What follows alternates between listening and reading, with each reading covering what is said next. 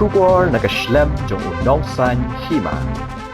Ka Meghalaya Cycling Association kaladap ban penong iga jing persang ni ka trial ha khatsan tarik bat khatnde tarik unai lar hajar pesan hanong ba Shillong nak Bynta ki Nongñiah Saikil mountain bike hakani ka program ka ba arsngi lawan shim Bynta kuma san phongut ki khna kinthei bat shenrang ki ban keleng kari khasi Jaintia bat Garo Hills ka jingthmu jongani ka long ban jiet ki khna ki ba kinsai ki ban yo ka jingsha hikai ka ba pura nak Bynta ka jingpen khre ka national games hajar arphonyo kabanong hakajila Meghalaya. Hakaju kapor katay kasunjuk kan penlong biang sa kawipat kajing persyang ni ka selection trial haka artarik urisaw harja arpusan nak Bynta baro ki kena ki bakhat nyo snem hadu arpusan snem karta bagi wan Ïashim Bynta.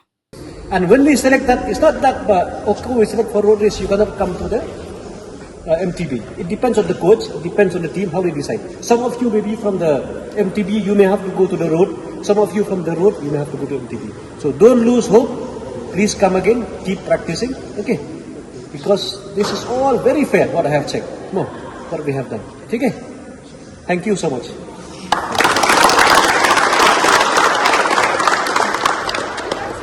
Nah, aki doksa, aki domet, aki negitai, aki bala, kamlong palat ke jitu na begitu gini. You are fit, cardio, kani kita long fit, itu ni of improvement. I think our coach and everything, he will give you that suggestion also. Okay, but yes, no.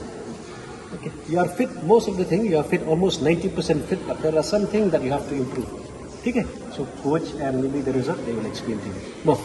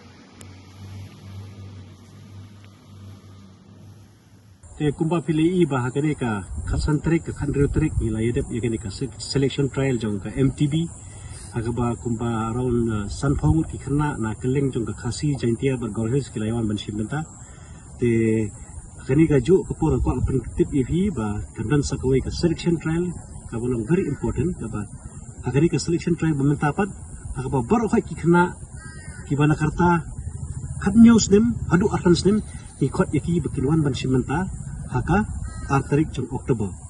Kena kinon Bynta ni mungkin kam makin dan cycle, mungkin kam makin nang banyak cycle. Ini kata lagi kuat kena kiba nang resi kini atlet kiba Julia kai football kini runners kini kita kuat kum kita bakin wan Bynta ka road race. What course lai cycle, what course lai kini kata nakaleng ka Asian ngin penbeng cycle ngin sa penbeng kita berofai.